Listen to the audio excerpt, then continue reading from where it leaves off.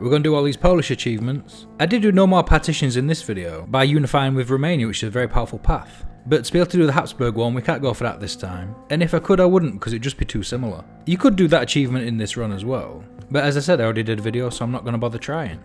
We're going to build a land warfare facility, because it's going to be about 5 years before we go to war. So we've got plenty of time to get these 2 support companies, which are really good. They give you really good terrain bonuses, and a shitload more breakthrough, which is a hard stat to find. We start with a lot of mills, so we're just going to produce everything apart from that crappy plane. Again, it's a long time until war, so we'll do some 1 division training. We have to remain non-aligned for these 2. So it's assemble a Regency Council, followed by fulfill the 5th of November Act. I'm going to create a spy agency. There is no reason I waited a month to start doing it, I just forgot. After that focus, we have to wait for the candidate we want to come in to do anything politically, so we'll go and do this economic focus. It does mean this bonus will be wasted on something that's not ahead of time though. And after that we'll go and get another research slot, which means we've got 4 this early on, which is really powerful. We'll hire a chief of army. Unfortunately we've only got a defence guy. In this video I said promote this fella, give him offensive doctrine and you can make him an army offence specialist, which is the much better chief of army, but again I forgot. I'd also used all my command power to promote a load of officers because Poland has terrible generals. What? And here's the fellow we want, Big Carl. He's got decent traits, they don't make too much difference, we're a very stable and bloodthirsty nation already. Now that we have our king, our political tree is open, but we have a looming peasant strike, which we need to do the agrarian reform focus to get rid of. You can see there we have 191 days until the civil war kicks off. You only have to have started that focus before the timer runs out, but all the focuses on the political branch are 70 days long. And when you're used to new focus trees with a load of 35-day ones, those suck. It's an old meme, sir, but it checks out. And you do need to do the focus above it first, obviously. So for now there's only time to do 1 political focus. This one gives us 3 very good bonuses, and the other one's only helpful when we're at war in 4 years' time. We have 121 days to start that focus, which means we have time for this 135-day one before heading down there. I'm going to get a full collab on the Soviets because they will attack me, and obviously having 3 collabs on them makes capping them a hell of a lot easier. I'll just keep putting a spy over in Vladivostok because they'll never get caught there. And we're not in a great rush, I won't bother getting the elusive gentleman, 2 spies is enough. You create a faction with this focus, and I am again forgetting that means you can get a load of free spies. I'm going to hire this guy. You can see me flipping between the 2 there, trying to make up my mind. That's because no matter how many times I did it, I was still under the impression they both gave plus 15% PP, and I was choosing between which of the other 2 bonuses I preferred. That being said, he's an amazing advisor and I would have got him later. But I was thinking surely I should have more PP than this. What am I supposed to be looking at?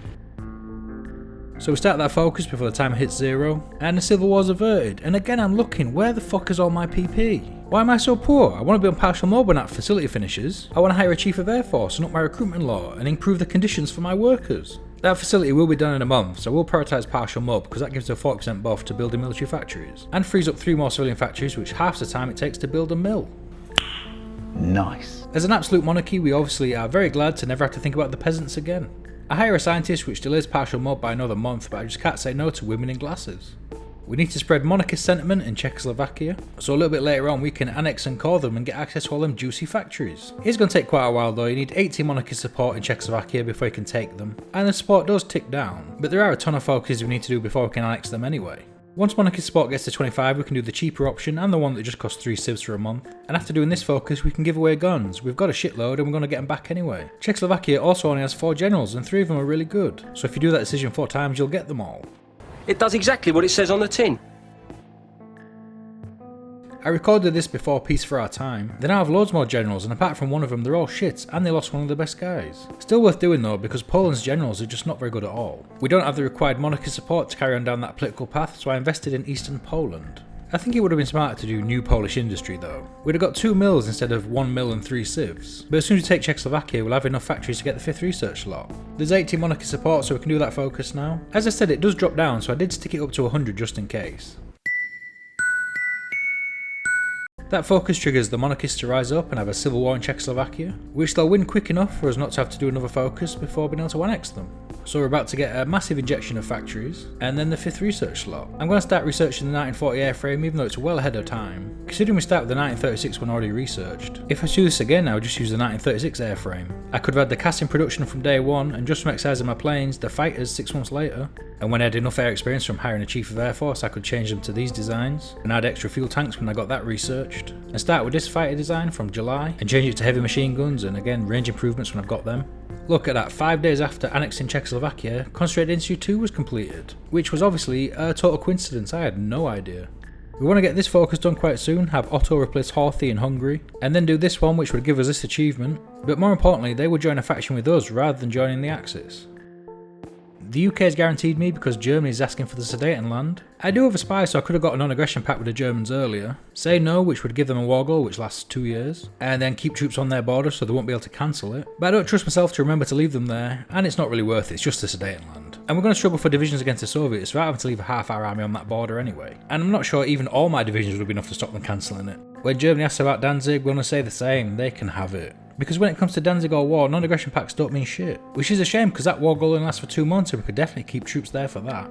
After you've given away Gdansk and they come asking for more, you can tell them to piss off this time and then they'll leave you alone for the rest of the game.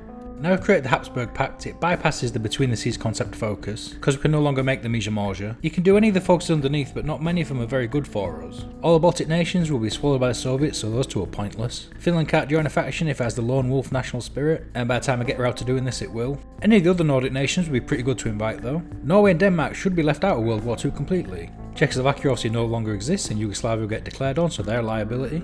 Again, Czechoslovakia no longer exists, Austria no longer exists, and Hungary's already on our side. The day after I form the faction, Italy joined the Axis, so obviously can't invite them. Like Yugoslavia, Greece will get declared on, so I don't want anything to do with them. Turkey though admittedly would be pretty handy to have on side. So there's only a few worth doing, they're miles down the tree, and there's no guarantee they'll even say yes. There are a few good focuses over here, giving economic bonuses, factories or resources. And we'll just do all them because the military tree's bloody terrible. Build forts quicker, get some forts, get some infrastructure, get some crappy units. Cheaper doctrines, get a few 100% bonuses, it's all just pretty boring stuff. Oh wow, a couple of air bases. There's only one good one and it's right down at the bottom and we're not doing anti-tank anyway. These are the plain designs I'm going to go for. Like I said, if I do it again, I wouldn't have waited for the 1940 airframe. I probably wouldn't have built a land warfare facility either, I'd just have had millions of planes instead. I did this focus, which is a very good one. 35% less consumer goods for 2 years gives us 7 more civilian factories. And obviously when we take territory from the Soviets, that'll be massively increased. By far the biggest issue we face is manpower. We're not aligned, so we can't go to extensive conscription until we're at war. And there's nothing in the tree apart from when we call Czechoslovakia that gives us any. These 2 off-map civilian factories I think are the only things Hungary ever does for us for the entire game. I call them into all the wars and they do sweet fuck all. In Otto's defence, I'm maybe not the best faction mate either, and later on it gets much worse. The flame tank research is only just done now, which is way too late to use it against the Soviets. I've got the Armoured Engineering Company and I've got enough of them, so I'll just hold these back for the wars later on. One thing about the flame tank is if you have it in the division template, even if you've got 0 in stockpile, it still gives the terrain bonuses, but that kinda sounds like cheating to me. It's only at this point 4 years later I realise about that guy. But PP is extremely important at the start of the game and the further you go on the less so. So there is no point in hiring that other fella now. This is the division we're using and the size of it means I can't really field very many. And yes, I did just put the wrong support company on there. Eventually.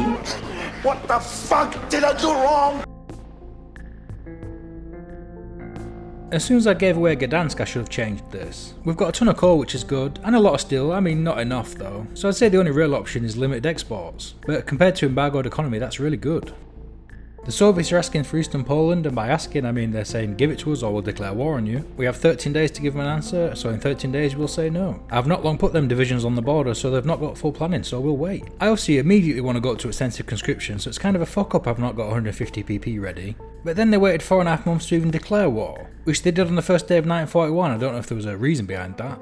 I'm aiming to get the Soviets cut off in the Baltics and Ukraine, so that when the Axis declare war on them they don't share a front line and they can do fuck all. It is pretty straightforward in the north, but it's a lot harder down south. We are grand battle plan though, so when in doubt stop attacking, let your planning build up and go again.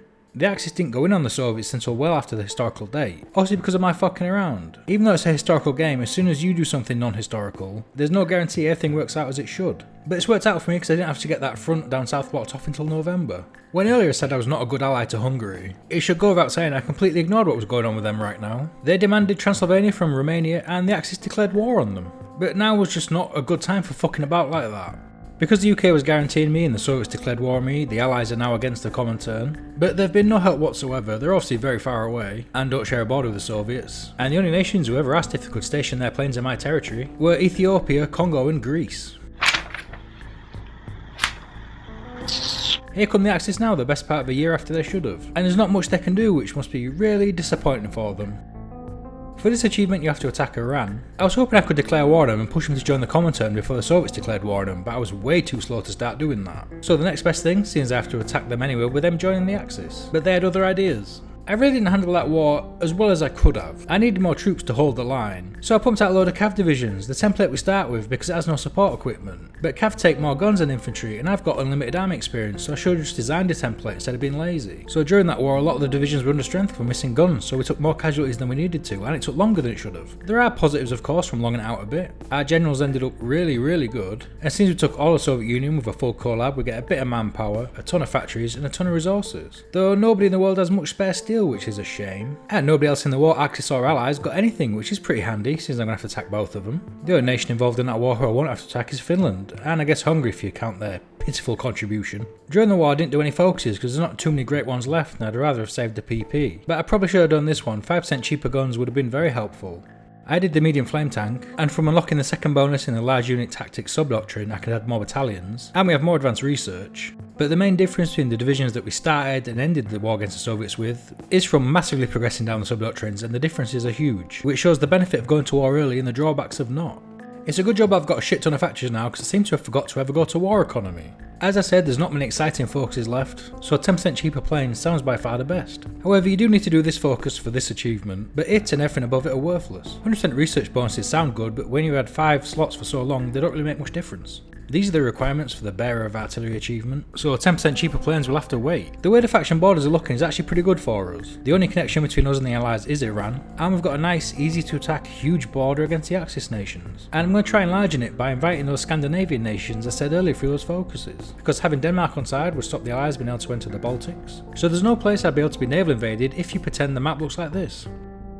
I don't know why Norway's joined the Allies. Germany never declared war on them because they didn't control Warsaw, maybe the Norwegians just fancied a fight. All of my divisions are fully manned and equipped and where they need to be, and have all got planes flying above them. I don't know why I didn't just find a major, it would have been a hell of a lot quicker. And Romania just wants to check we've got each other's backs. You and me were buddies. Once. Listen, you were the first real buddy I ever had. Just in case Germany or Hungary decide to do anything against us. The Germany they're in a faction with, and the Hungary I'm in a faction with, and who they already attacked. So I'm just saying yes for the sake of it. Or am I? That's a bit annoying, that's another front I'm going to have to defend. There's no need for any peace deals, everything we've got left to do only requires occupation. We need to occupy the province of Hamadan in Iran, and I don't want to be titting around going into the Raj or any nonsense like that. So I'm just going to stick an army there and tell them to do nothing, so hold that province for the rest of the war. And working under a similar thought pattern, I don't want to have to defend all of Turkey from naval invasions, so I'm going to rush them down and cap them, then take a defensive line in the mountains. And now we've got Sweden in our faction, and then we'll get Denmark. And then we'll get a war goal on Germany. Sweden and Denmark will be good for little distractions against Germany. And like I said, having Denmark will stop the Allies entering the Baltics. Though I declared war on the Allies before I had Denmark. Their production of planes is absolutely screwed for now, having no access to rubber. But we've got tons of them in stockpile, and we'll have loads of rubber when we take the Axis refineries. This will put us at war with Japan, and since we took all the Soviet Union, we share a border over in Manchuria. But I'm just going to ignore it. There's a civil war in Italy, and that's totally fine. Even if the Axis capitulated, we'd be at war with whoever controls Italy. Oh look, my good buddy Romania's staying out of the war. Is that because of that treaty we signed? I'm gonna say yes, and that I'm a genius, though I've got actually no idea. So we meet all the requirements for the Bearer of Artillery. So you get this pop-up, and that means you've done the achievement, but more importantly, you've got Wojtek as a general. Oh, Romania, what the fuck, man? So again, we only need to occupy Palestine for the Crusader King achievement, no peace deals required, which is good because I really can't be asked attacking the US and UK. I was wondering why attacking them here was not going very smoothly, and I realised it's because an army I sent around there to deal with them was going to go through territory that Romania temporarily captured, so that army just decided to get off the trains and walk over to the Middle East, which obviously slowed them down quite a lot.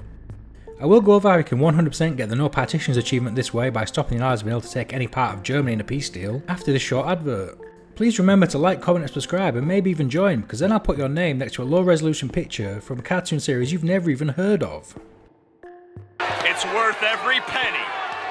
In the No More Partitions video, I declared war on the Axis like 2 years before I did in this run, because that achievement requires Germany to either not exist or be in your faction. So I wanted to limit how much war participation the Allies could get, because if they released independent Germany, then Germany still exists and you'd have to get a peace deal against the Allies. Maybe you could get enough war participation to take all of Germany anyway. But to be 100% sure, you can get a full collab on Germany, so when you cap them, you set them up as a collaboration government, which removes the German cause from the peace deal, they're automatically your puppet. Not all the territories are included, because I don't have a fucking clue why not. But anyway, there's a hell of a lot less to take for there not to be a Germany to exist. And the first few turns of what the Allies take will be returning stuff to its rightful owner, like Alsace-Lorraine to France, and Sudetenland to Czechoslovakia, and Austria to Austria. They'll never give you anything you've got cause on though, like the Sudetenland or Gdansk, the bastards. After those first few turns though, they will try and make German poppets. But if you don't have enough score to just take what's left over, something has gone horribly fucking wrong. So that was one of the Crusader King achievements I did there, but there are 3 others that sound much more terrible. So I did them and I'll post it tomorrow. And I know it's that animatronic bear horror thing, but I don't really know what the fuck that is to include anything. And anyway, who could like Five Nights at Freddy's when Poppy Playtime exists?